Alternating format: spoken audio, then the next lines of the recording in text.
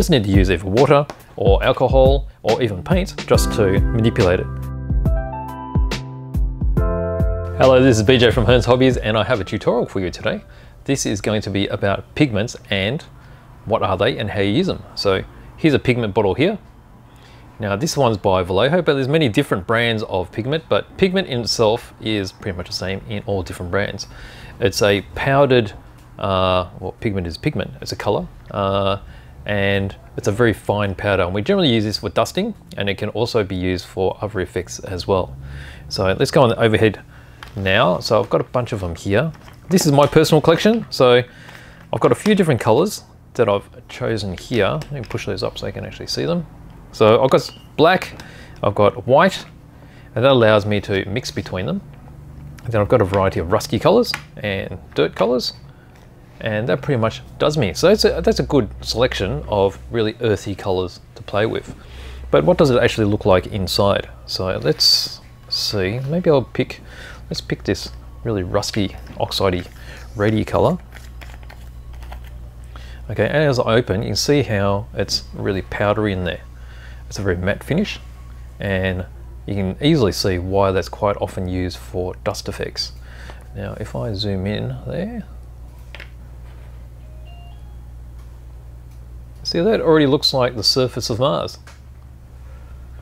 And if we poke it around, you'll see how powdery it really is, really fine. You see how it's sticking on there and already looks like mud that's been attached.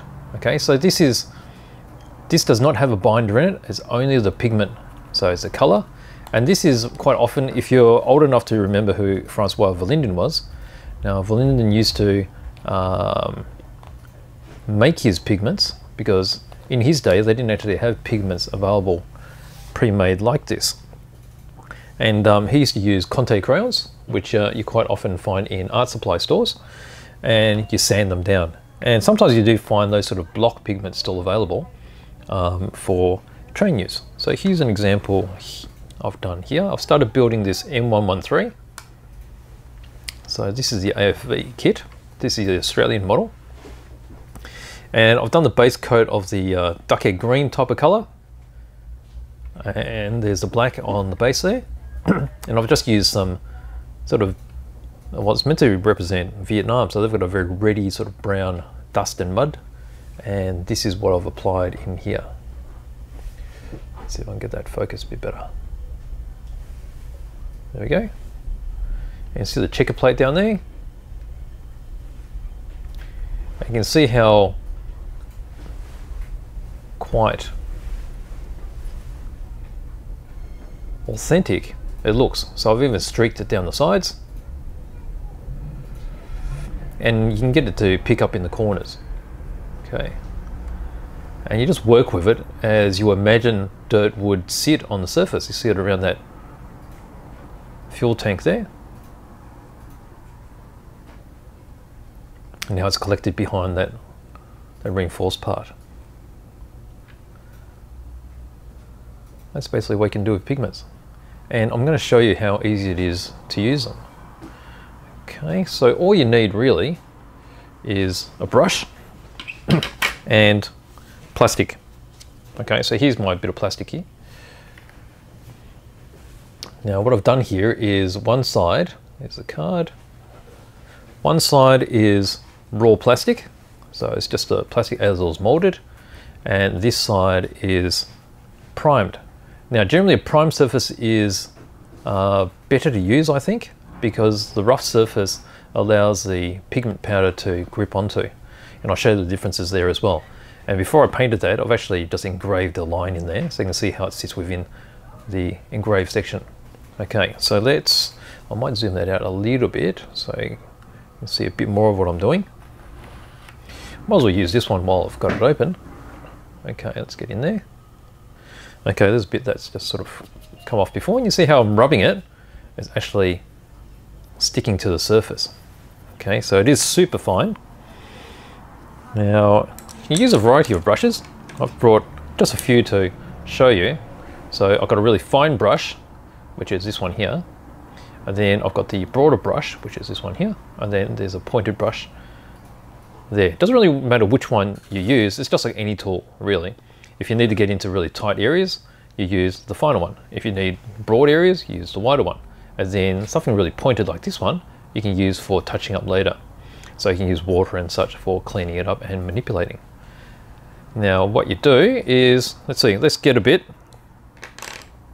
Let's start off with this fine brush here. So all I'm going to do is we'll pick up a little bit from here and we'll brush it directly onto the surface. Okay, so see that there? And then over here, I'll run out of pigment. Let's get some more. Okay, so it just rubs across the surface like this. You see how it is gripping onto both surfaces, but it does tend to grip easier on the matte surface. See there? Now it'll be more apparent when I show you me rubbing it. Now if I rub this section, see how it's almost all cleaned off. Rub this section, and it's still there because there is that tooth there from the primer holding it in. Now if I even use some water, I just dip my finger in some water, okay, and just rub over there. See how that's all cleaned off? It's going to leave a little stain, but most of it's off. Now if I do it here, this will still clean a lot of it, but it'll leave a much more pronounced stain. You might be able to just see it. See, that's much more staining on a matte surface than it is on the white surface. So that's generally the difference between a matte and a gloss surface. So they'll still generally stick, but if you're manipulating, like rubbing it and such, it will come off easier on a smooth surface than on a matte surface. Okay, so let's continue on with playing around with it. So these areas here have got a little bit of moisture on them, and you'll notice that if I put this on now, it's going to turn into a bit like a paint type of thing. And you can rub it over and it's sticking quite well, and we can push it around in different areas. Do the same with the other side. And then let's get some and rub it over the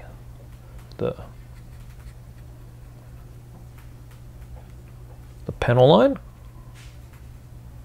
over here as well. So obviously it's going to be sitting into the panel line quite deeply.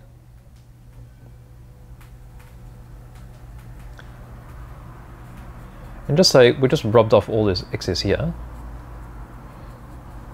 Okay, so you can see how quite pronounced it is just in the panel line. Okay, now if I were to dip my brush, I've got my brush in some water now, and we can rub it off here.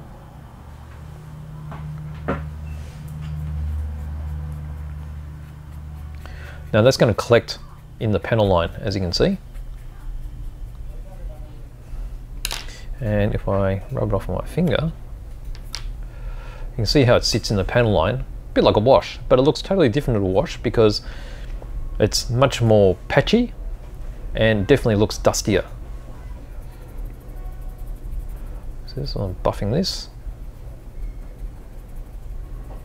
That's all left in the crevice. And same with that one. Okay, so that's the simplest way of using pigments. So it's just going to sit there and it's going to look like a dusty effect. Now your alternative is you can also sort of flick it on.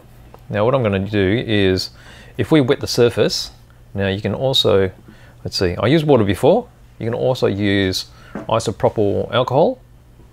The advantage of the alcohol is it goes on the surface and it dries fairly quickly, and acts like a bit of a bonding agent too. Somehow it makes all those powders stick together. So I'm just going to spray some over the surface. So that's over the entire surface now. You can see the reflection.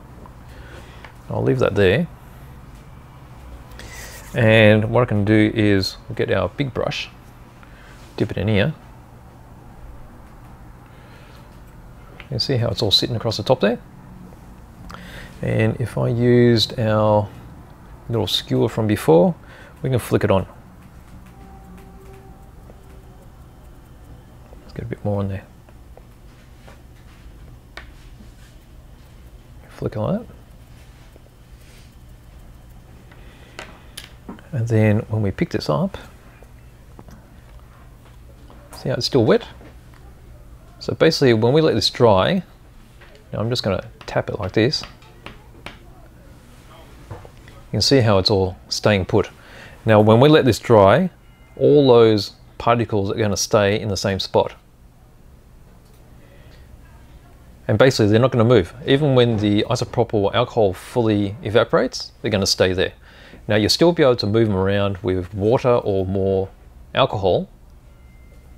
So it's not totally permanent yet, because if I got my brush here, and so that's, you can see that there's very little reflection now. There's a little bit on the edges, so it's starting to dry off. Now if I started touching it here, you see how it's still spreading around. Okay, and it's wet. So it's giving a different effect. So that's like a flicked on mud or a flicked on dust type effect. So that's another thing you can do too. Okay, so what do you do when you're finished with it? Now just say we're doing some streaks. Okay, I want to do some streaks like this. So you see how we're moving it, and it's a bit like paint. So you can streak it. Let me just move that so I've got a bit more control. Now we can keep manipulating that. And basically I'm going to wash most of that off if we like, to get a really streaky pattern. Let's just wipe it like that.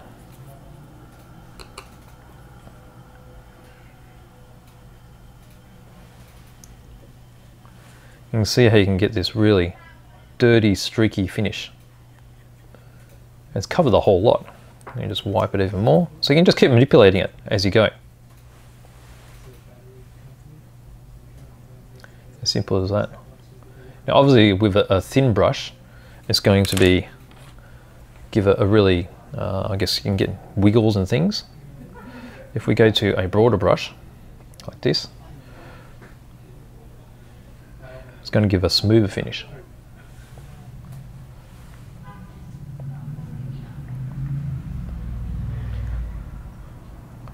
Like that.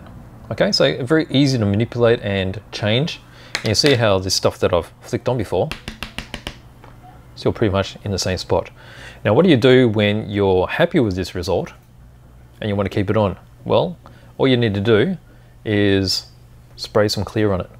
Now the danger with clear is whenever you spray clear onto pigments, the pigment is going to absorb some of that clear and it's going to darken the effect. So that's just something to be mindful of.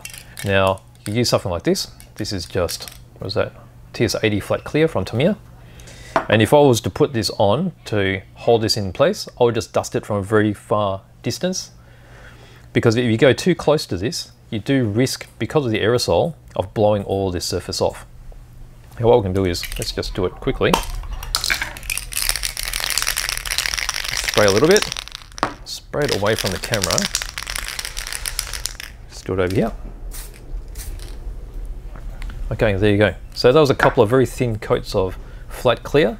You'll notice that nothing's really moved because I was probably around about 2 foot away from the surface. And that'll have a good bonding effect. Now we'll wait until it dries a bit later and I'll put my finger over it and I'll show you how much it's bonded. But you probably want to do another couple of coats before it's got a really good bond to it. But that's primarily how pigments work. Okay, so that's an easy way for using it for weathering.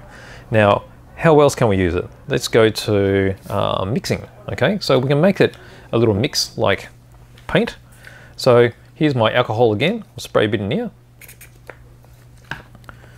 And then we'll put a bit of the weathering pigment powder in here. We'll mix it up.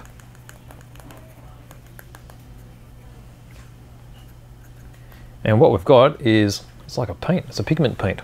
Okay, so if we go on this part, we can just brush it on.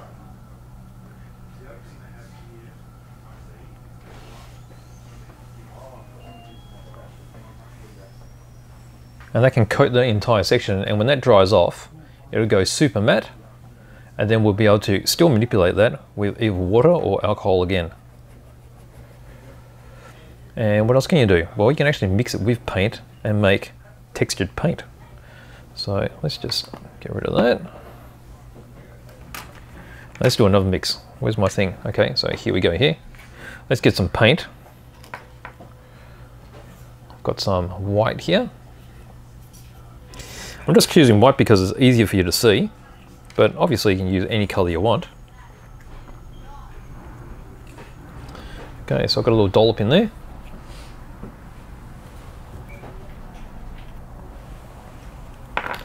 Now if we put our pigment in there,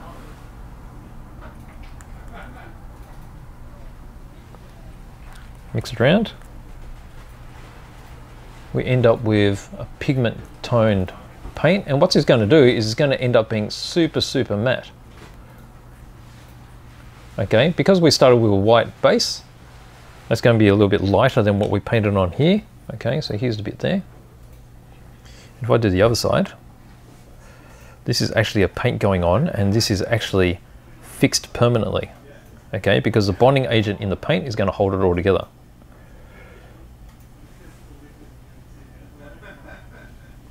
And because we're mixing it with paint, you can also do it with like clears as well. So a clear is going to give you same sort of thing, but it's just not going to alter the tone. It will darken the actual pigment, but that's pretty much it. Okay, so that's what you got there. Now depending how much pigment we put into this paint, just say I put in a whole heap more, let's just do a heap more. All right, this is going to end up being a very dry mix, and it's going to end up textured. So with a textured paint, you can even make it appear like mud splashes, or you can use it for imitating textured surfaces, like on the inside of a car. Perhaps you want to do a velour type finish. Now you probably need to use quite a lot of pigment. So just on the back here, this is the heavily pigmented paint mix, and this is going to dry super matte. Okay, so we'll give that a few minutes for it to dry off. I'm just cleaning off with my, I don't know if you've seen, but my new latest toy is this Green Stuff World rinser, which I really love. So it's pretty much like the brush toilet. So rinse that off, and you get some fresh water in there.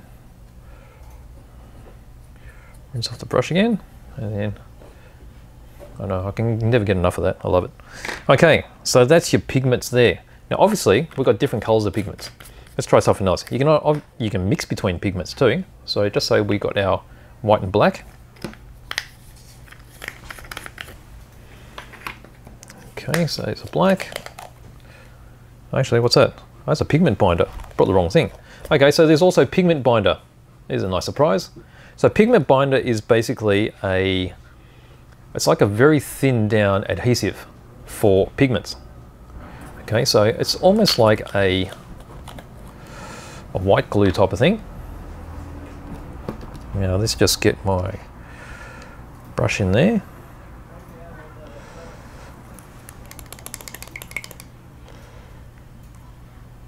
Okay, like so. And if I brush it on a surface, probably put on too much there. What that's going to do is it's going to act like the glue for the pigment. And from here, we can speckle it on exactly the same way I did with the isopropyl alcohol, except when this dries, it's going to be permanent. Okay, so I've got that there. Let's get back into the zoom mode. Let's see what I'm doing. Okay, so there's a section that I've painted with the pigment fixer there. Let's wash that off.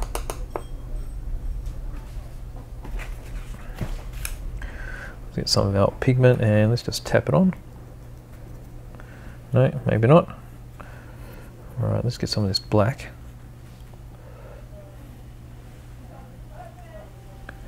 Didn't like that. All right, let's try a different way. I know what I'm trying to do, but sometimes it's a bit difficult to show it well on camera. All right, let's do this. Let's do the flicky flick.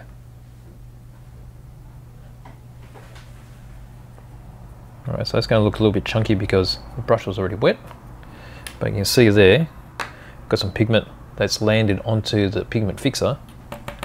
Shake it off, And what you see there is once that pigment fixer is dry, all that stuff's going to be permanent. Now what you can see too is, let me get that focus better. Now on that back section where I've got that rusty effect, you can see here, so this is painted on with, mixed with isopropyl, so it still looks like a powder. The isopropyl has basically just totally disappeared. This one is mixed with paint, so it actually looks like paint. And this one was a lot more texture because I added more pigment to it. Now let me see if I can do a really cheeky super zoom in.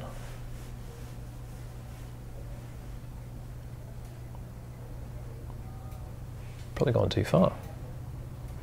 How's that? Oh, we had the sweet spot right there. So you can see how that's looking really crusty. So it does give you that sort of velour look if you want to do that fabric. And when we rub it, so that's permanent because it's got the binder in the paint holding it all together. Now if we do this one, see it's still coming off because this has only been bonded on the surface with isopropyl, so it's not permanent. So we're going to even still manipulate that with a wet brush. Okay, so I used a wet brush on this. See how it's taking it all off now? So isopropyl works like a temporary fixer. And then this stuff, which is still wet, once it's dry, that will be permanent. Okay, so there's the different ways of using the pigment. Now I still haven't gotten into mixing the pigment yet. So how about we'll do some of that. So here's a container I've got again, which has got the isopropyl I sprayed into it. Now if I get some, what have we got here? Get some black. Put some in there. Probably the pointy part of the skewer isn't the best, but it's doing some sort of job. All right, so I've got that. And then let's get a different color again. Let's use this one. This is the Sienna Claro, which is like sort of, it's like a car key, isn't it? Let's get a little bit of that. Pop that in here.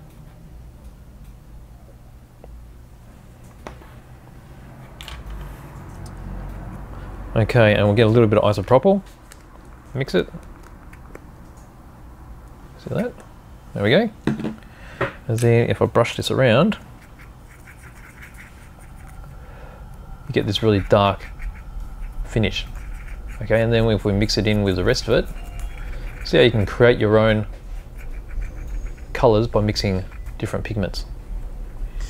And then all we have to do is if we go here, and we play around with it here, you just brush it on like we did before. And then when that dries, we'll still be able to manipulate it exactly the same as that. So you can see how we've got different tones just by mixing some of the different tones of pigment I have just to get a different shade. So it's not at all difficult to use. So this is going to take some time to dry because this is designed to be a very slow dry fixer. It allows you to flick on and a lot more work time. But these are really interesting parts. So mixing with paint, okay, so you've created a new color of paint here and it's also made it super matte. So it's almost like a matting agent at the same time. And then super matte on this side. And you can see because I've used more of the pigment, it's got a deeper color. Okay, so there you go. I think I've covered everything I wanted to cover there. So that is my tutorial on how to use pigments. So what pigments are, how to use them, and how to manipulate them. So very similar to a paint, except it doesn't have a binder. So you just need to use either water or alcohol or even paint just to manipulate it. Actually, I put the flat clear on this before. So let's have a closer look. There's a flat clear. I'll put 2 light coats on it. So if I put my finger across it, see that? It's actually, most of it's fixed into place. See how I'm still moving around? That's because there's still some pigment there, which I haven't sealed completely. So that'll probably need another 2 or 3 oh sorry, I should say it even needs a second or a third light coating of clear to fix it in place. But you can see how it's already pretty permanent. So there you go. That's how you fix the pigment. Okay, so there you go. That is my tutorial on pigments, how to use them, what they're about, and how to seal them. So if you have any questions, please leave them down on the bottom. If you like the tutorial, please give me a like. And if you'd like to see more content like this, please think about subscribing. So thank you for watching.